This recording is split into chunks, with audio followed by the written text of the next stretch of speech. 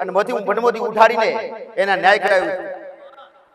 કોઈ તમારા મઠમાં તમારા નિવેદ પહોંચવા દેતી ના હોય અને એવી હોય એવી મશાની મેરડી કાઢો ધાબડો. કોઈ નખોદની હોય કે કોઈ મઠ વગરની માતા હોય કે કોઈ ધણી વગરની માતા હોય, ધણી વગરની માતા હોય ને એને મશાની મેરડી અને નખોદની માતા કહેવાય. ધણી વગરની માતા હોય નખોદની કહેવાય અને જેને ધણી ના હોય ને એના ઉપર કોઈ અંકુશ ના હોય. હાદી મેરડી હોય 84 ખાતાની મશાની મેરડી હોય ને ઈ કદાચ નારિયેળથી મોની જાય, અરે ચકલાની ચણ નાખવાથી મોની જાય, પણ મશાની મેરડી જે નખોદની હોય ને જેને કોઈ ધણી નથી, જેને કોઈ ધણી નથી, કોઈ પાડના નથી, એને કોઈની પડી નથી અને કોઈ વ્યક્તિ ઉપર દયા કરતી નથી.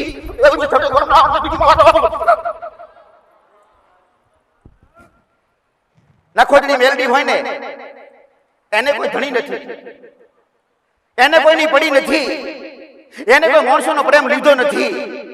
જ્યારે એને બિહારી પૂજા કરી હોય અને પૂજા કરી હોય ને એને નિવિઝાલ્યા હોય ને અને રોજ અગરબત્તી કરી હોય ને અને 2 ટાઈમ દીવા કર્યા હોય ને ઈ હેત કહેવાય. ઈ હેત કર્યો હોય એવો હેત એને નખોદીને કોઈએ કર્યો ના હોય પહેલાય અને ઈ હેત કર્યા નથી ને એટલે એને હેતની ખબર પડતી નથી. બસ સીધા મોટા માર મારે. મશાની મેરડી નખોદની હોય અને નખોદીનો માર હોય ને એટલે મોણે આજ થાકી જાય. ભક્તિ કરતા હોય ભક્તિ તોડાવે.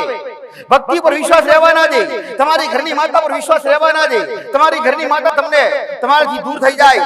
આવો નખોદની મશાની મેરડીનો પ્રભાવ છે.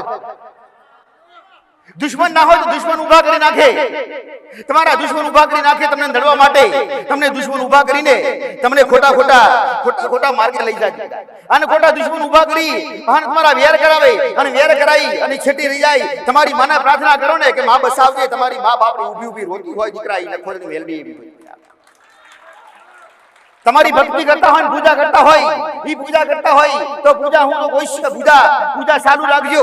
કદાચ તકલીફ પડી જાય તો વેઠી લેજો. આજની તકલીફ કાલે તમને સુખ લાવશે. તમારી માં મજબૂર હોય તમારી માને છોડાવો તમારી મજબૂરીમાંથી. એની મજબૂરીમાં તો અરે રે નખોદની મેરડી એને ખાવા ના દે, એના ભણા ના લેવા દે. નખોદની મેરડી આઈ ઉભી રહીને મઢમાં એટલે ઘરની માતાને થોડા ઊભા થવું પડે દીકરા. અને આજના માણસો વિશ્વાસ તોડી નાખે કે અમારી માની પૂજા કરવા છતાં અગરબત્તી કરી છે, દિયાબત્તી કરી છે ને તે છતાં અમારી માં કામ કરતી નથી. આવા વિચારવાળા વ્યક્તિઓ તમારા વિચાર બંધ કરી નાખો અને તમારી માને છોડાવવા માટે પ્રયત્ન ચાલુ કરો. તમારી માં મજબૂર બાકી કોઈ વિચારતા નહીં કે દિયાબત્તી પૂજા કરી છે તે છતાં અમારી માં નથી કામ કરતી, તમને કામ નથી કરતી એવું ન વિચારો. તમને રોટલા તે પૂરા કરતી હોય તમારી માં.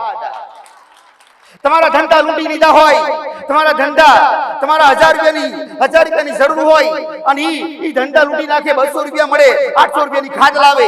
છેલ્લે એન્ડ ઉપર કોમ તમારા ગમે તેવા કોમ હોય ને ઈ પાછા પાડી નાખે. એન્ડ ઉપરથી તમારા કોમ તોડી નાખે. નખોદની મેરડી દીકરા.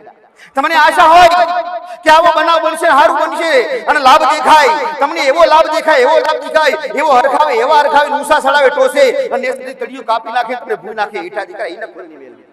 દીકરા કૌશલ પટેલ ને મારા ખૂબ આશીર્વાદ.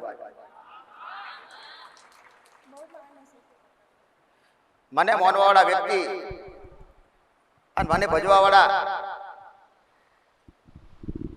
એને મને ભજે રાખે તો હું દે એને નખમાં દુઃખ ના આવે.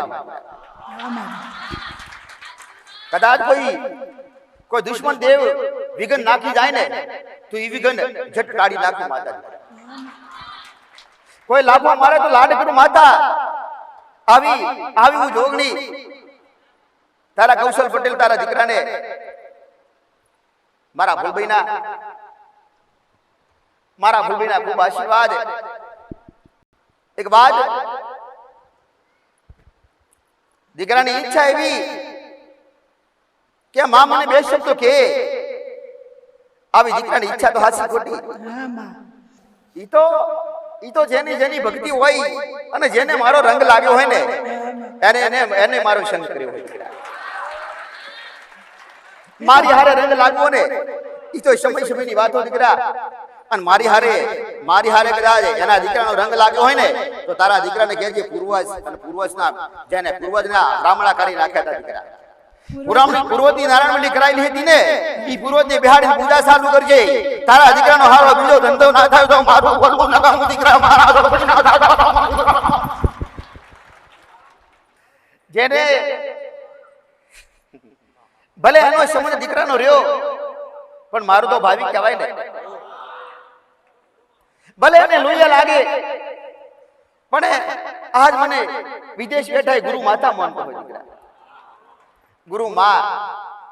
ગુરુ માના સાનિધ્યમાં મારા આયેલા દર્શનાર્થી દરેક ભાવિક માટે પ્રસાદ થાય, બધાના માટે પ્રસાદ રૂપે ભોજન થાય, જમણવાર થાય, એવી એના દીકરાની આશાની ઈચ્છા હતી ને.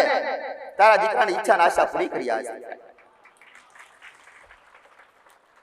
મારું બોલેલું મિથ્યા થાય નહીં, એક ધંધો નહીં પણ બે ધંધા પૂરા થાય. આજથી 2006 મહિનામાં એને દર્શન કરવા આવું પડશે મારી પહાડ. એક દી રસ્તો હું કાઢી આલીશ, દરેકના રસ્તા કાઢી આલ્યા. તારા દીકરાનો રસ્તો હું કાઢી આલીશ. જ્યાં સુધી એનો લગાવ હશે ત્યાં સુધી મારો તાર જોડેલો હશે ને ત્યાં સુધી એને પાછો પડવાના દીકરી.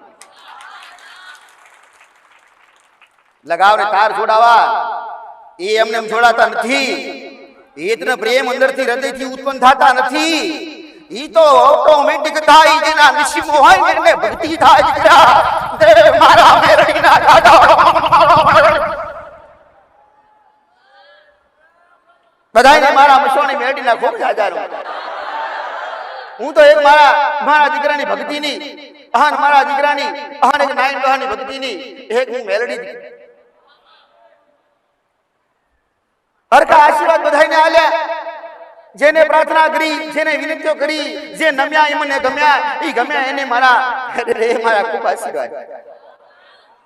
તે હારા દાડા બનાવવા હોય, અહન આજ પછીના દી હારા કરવા હોય તો આજ મારા દરેક શબ્દનું પાલન થાય ને તો પક્ષ દીકરા. દરેક શબ્દનું પાલન થવું જોઈએ. મારી વસ્તીએ મારા દરેક શબ્દનું પાલન કર્યું ને ત્યારે એની હાજ જીતા ઠેરી બેઠેલી માતા છું દીકરા. ભાણ વસન પાડ્યા ત્યારે દુઃખ ને સુખ વેઠી લીધા, દુઃખ ને સુખ વેઠા અને વેઠે ને થારે હું જોગની હાજર અનુ મેલડી હાજર દીકરા. પણ સમય હોય, કદાચ તમારા નસીબમાં કોઈ દુઃખના દાડા લખેલા હોય ને તો એ સમય જવા દેવો પડે. એ સમય જવા દેવો પડે. થોડા કષ્ટ પડે ને તો કષ્ટ વેઠી લેવો પડે દીકરા. જ્યારે ચોમાસું જતું રહે ને તો ઉનાળામાં વરસાદ, શિયાળામાં વરસાદ ઝટપટતો નથી. આજ લખમણ મારા બધાને ખૂબ આશીર્વાદ. પાલનપુર વાસીને, મધાઈ પાલનપુર વિસ્તારના દરેક ભાવિક દર્શનાર્થીને મારા જોગણીના ખૂબ હજારો. આયલું એડે જવાના દ્યું. આજ ની તો ખાલી તમારા ભોણા ભરું ને ભરું.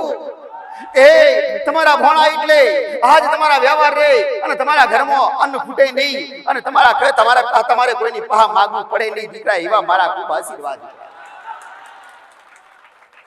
અન્ના ભંડાર તો ભરેલા ન રે પણ જ્યારે જરૂર પડે, અરે રે કોઈ તકલીફ પડી જાય અને કદાચ મોટું વિઘન આવી જાય, આપત્તિ આવી જાય ને તો મારા આશીર્વાદ રાખજો જોગણીના. મારા આશીર્વાદ રાખજો.